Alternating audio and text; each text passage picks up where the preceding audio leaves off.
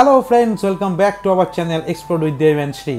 আজকে চলে এলাম আরও একটি নতুন শর্টস নিয়ে।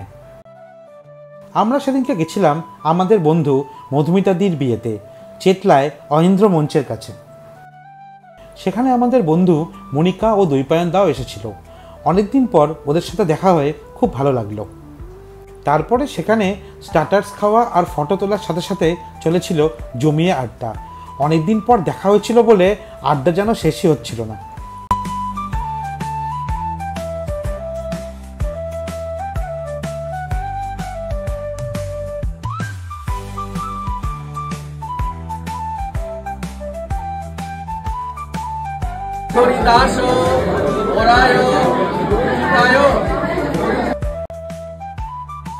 A very happy married life to Madhumita দি অ্যান্ড ইন্দ্রনীল দা।